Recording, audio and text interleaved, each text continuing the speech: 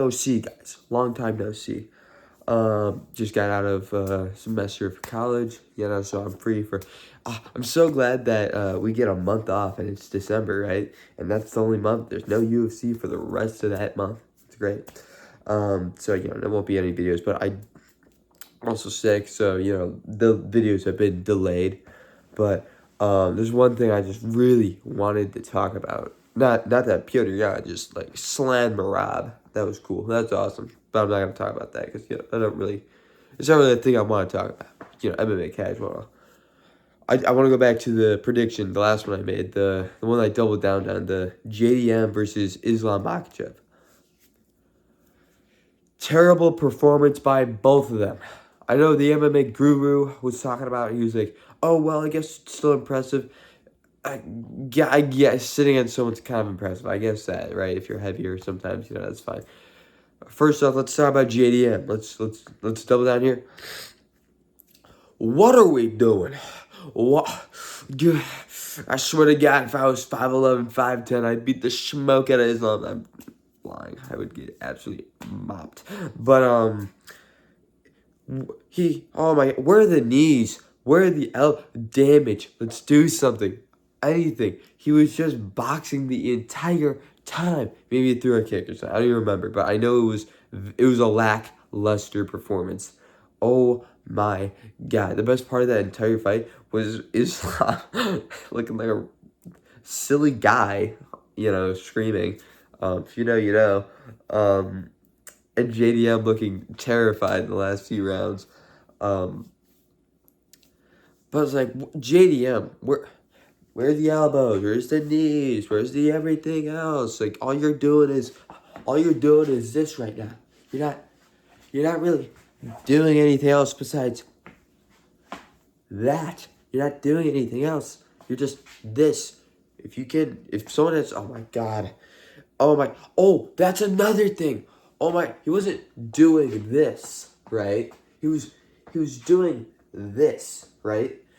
Elbows up here. Your whole bottom half is exposed to Islam Makhachev. Islam Makhachev. He's below. He's on your groin.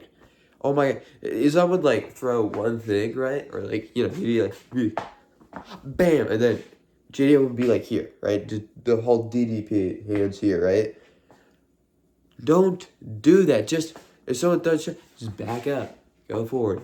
And it's not like we haven't seen him do it. He did it to Bilal. What was JDM practicing for? What was he training for? This is insane. I don't understand. That's the number one. Oh my goodness. He kept his hands low, right? Usually, right? Down here when he was fighting Bilal. But it's why not the other guy? The guy that's worse, right? Worse than he's scarier, But it's insane because you watch that fight, you're like, oh, he's doing this, that. Maybe it was nerves or something, I don't know, but still, it's he had the tools. I know this sounds like cope, but it's not. He had the tools. He had the knees. He had the body. He had the reach. Oh my God, my reach theory. Oh my God. Maybe when you do that, just keep the distance. My goodness. Distance and moving. That works so well against them. Oh my God. And you know how. Because we saw you do it last time, JDM. We saw you do it last time. So what's the fucking deal? Oh my God. He deserved to lose the belt. Oh my God. Oh my God. Okay. So I just want to say, it's not completely Islam's fault. It was a boring fight. I mean, that guy didn't even do anything. JDM, what are you doing? This is not boxing, whatever Islam said in that one press conference with Dustin Port. But Islam just letting him pray. He threw a few. I don't know what's going on with these Dagestani wrestlers, but they're kind of boring, you guys, if you notice. Oh my God! But so the thing is, all this would have been excused. JDM still would be he's not shit. I won't say he's shit because we know he's good, right? Like I said, the Bilal fight, the other fights, he's not shit. But that was a shit performance. But it's we wouldn't be. I wouldn't be blaming both of them. I wouldn't be oh, Islam's boring and this guy didn't do enough, so he made it boring. Islam is a fucking, and I mean this, he's a coward. He's a coward. Ooh, is it because he's ducking? No, he's not ducking either. You want his second belt, it's fine, right? It's because he just doesn't want to risk it. It's like I said, right? I don't think he's too cautious and all this, right? Or he's not too cautious, whatever, apparently not, but, he's super safe. He strikes safe, but he's like, you need to take risks to end a fight. That's just a thing. You might, if that was Paddy Pimblett on top of JDM, that fight would have been over. It would have been over. Do you know why? A ground and pound. It is a thing. It's an option to take your opponent out. Kill them. Murder them. Oh my god. When you're on top of stuff, it's like, oh my god. I don't know if you watch footage from I don't know, let's say 2015 to now, the ground and pound abilities are just going down. It's really bad. Just terrible stuff.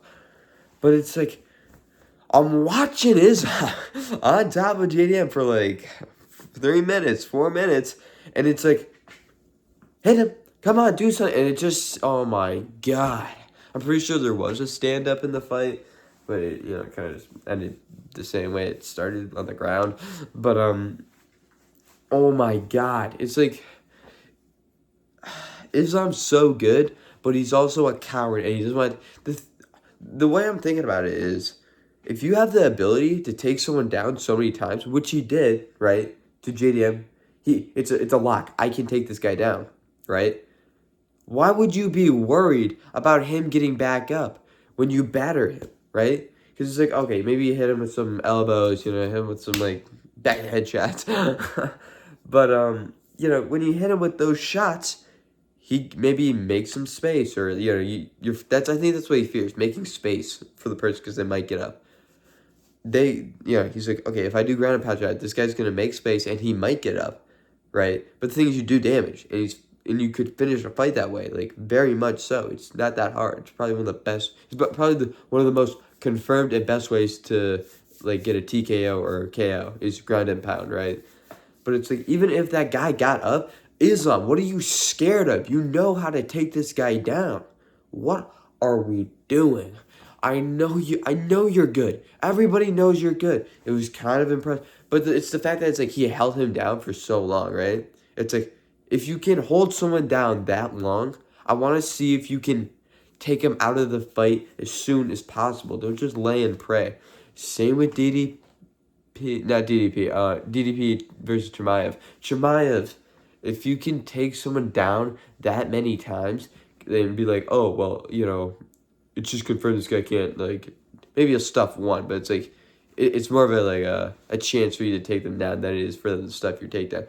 Go for it. Ground and pound. Take them out of the fight. Make it bloody. Oh my, Armin Sarkarian. I hate Armin, but, I don't like Armin, but I like his fight style. His fight style is very cool. I mean, his kicks are good. His boxing, I don't really see a lot of. It's okay. But his kicks, and his grappling. Do you know why he's an excited? He goes for decisions, but it's he's actually interesting. He just battered Dan Hooker. That is what I'm looking for. That is what everyone wants. Everyone wants action on the grappling. It's not that grappling's boring. It's you're making it boring. And I know, it's but ground and pound is basically striking. Yeah, but how do you get to ground and pound? By taking someone down or knocking them down. So it's don't think of it as a different thing. Go for the ground and pound. Armin is so good because of this.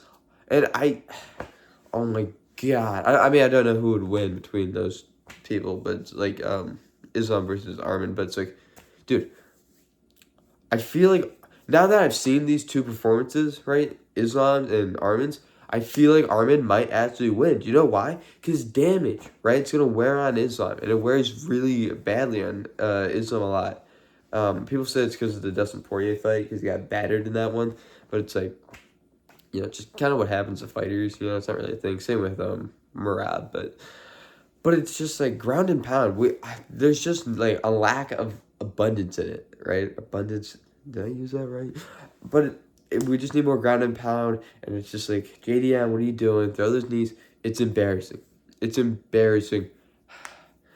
Oh my god. Even back to JDM, but it's like even like the punches he was throwing. It's like, dude, go to the body more. What do you? Oh my god. I can't even. I can't even. Can't even. Also, remember when we were saying like what is it? It's like JDM. I think he started or tried saying in Southpaw. That's another thing. People. I wish. I mean, not my videos particularly, but like other YouTubers, right? MMA YouTubers. I wish the fighters would watch their videos, be like, "Oh, how I think this guy's gonna win. Oh, how I think this guy's gonna win because of this," right?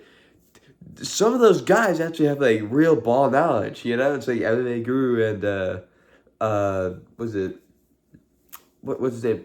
Bedtime Crew. What did it do? Bedtime MMA. If you watch those guys' videos, right, on their like predictions or their like before predictions, they're so good. They're so good because, I mean, one of them might be wrong from time to time, right? But the thing is, still taking that information because I'm seeing people going like, oh, if JDM, keeps his hands low like he did, or if he, so he can get those underhooks, or if he uses his knees, or just all this stuff that JDM should have been doing, people were expecting from him, and then he came out doing the exact opposite. And everyone was sure if he came out doing the things that they expected him to do, right, that he has shown to have a skill for, he probably would have won that fight. But just for some reason he didn't. Like, insane. But that's all I got. Enjoy your Christmas, guys. I will be enjoying all those cookies and milk and trying to get myself off the naughty list, undercover. I am 5'7", so I will be in the North Pole. But dude, ground and pound, man. Even the strikers, man, ground and pound. Oh my god. One more thing. I'm sorry, guys. I know I'm like trying to exit here, but let's talk about Ian Gary versus Carlo Prates. That's a good example. Prates, oh my god, Ian Gary, embarrassing, just outrageous. He schooled him for 4 rounds, right? And then the last round, I'm an Ian Gary fan, right? Because he's an idiot. And, oh god, it's so stupid. He won 4 of the 5 rounds, right? The last round, he was crawling on the ground like a toddler, like grabbing at Carlo Prates' feet. Isn't that insane? Oh my god! Imagine being his wife and seeing that cage side. Oh my god, it was so dumb. But it's the Carlos Prates thing, right? The ground and pound for strikers as well, not just grapplers. The thing is, hit him. Don't just try to strike the whole time. Don't be like posting on him, waiting for him to get up and like not swinging on him. I mean, swing. I know, MMA casual. I'm gonna say it. Yes, I am. Conor McGregor. If you look back at his flyweight fights and his I think it was the Eddie Alvarez fight. Yeah. He or even Volkanovski. Volkanovski does this really well. He does like a hovered method, right, where he hovers and then starts raining down shots on you. It's really interesting how it's like I don't see that anymore. And the thing is, those guys get finishes all the. I mean, maybe not Volkanovski, but I get 145. But so is Conor. Whatever, right? But the thing is, that does damage and makes the fight interesting. That's the thing, right? And it might lead to a finish. And it also looks good for that fighter on the scorecard. So it's like maybe just try to win, maybe fight. Yeah. But it's like they would hover over them. But it's like Carlos Prates is posting, right? He's over eager. Imagine if he decided to like actually engage in grappling and then start pounding him with some elbows, some ground and pound. It's like, yeah, he totally would have won that fight. But the thing is, these fighters are so dumb. They just, this is what, oh my god. Also, let's talk about Peter Yan too. Let's go on a whole ramble here, before I go for, Christmas break. But it's like, dude, I have not yet seen an actual mixed martial artist at all. Like, I would say because I'm a glazer, the MMA casual, so I'm going to have some casual takes here. I would say I'm really well-rounded. I'm not a good boxer. I'm not a good kicker. I'm not, anything specific, but I'm really well-rounded. I can use everything, right? Peter Yan is the only person this year I have ever seen actually, like, display good martial arts in, like, high level. Not that there aren't other people, but I mean, like, this guy's in the champions going against ranked opponents. He took down, he's grappling, he's ground and pounding, he's elbowing, what was it? I mean, he was elbowing the arms, which is something I gotta write down. I think that does hurt. Ow. But, it didn't even hurt, though. But, if I hit myself and it hurts, does that mean I'm strong or I'm weak? It means I'm massive. No, but it's just like, we need more mixed martial artists. I'm getting sick in. But the performance last night, beautiful stuff. I enjoyed, not last night, 2 days ago. But Peter Yan, oh my god, oh my god, JDM, look at this performance. He's using knees to get what was his name? Devishvili. He's using knees on Devishvili. He's taking down Devishvili. He's using strikes, ground and pound maybe, to, damage the arms of, God, what's it? Marab, that's what it was, Marab. I want to keep using Devishvili. But he keeps elbowing Marab's arms. He kept kicking him. Oh my god, so many body kicks. Oh my god, those were great. Oh my god, they were so cool. But it's like, this is like the only display of like actual mixed martial arts. And it's like, people could sit, and I don't even know how to, like, it's like the performance I thought JDM would have had on Islam. But it's like, man, I can't believe it. But, man, I really hope that reign goes long, because that's really good for the sport, Peter Yan. And, yeah, that's what I got, So, subscribe, like, comment, dislike.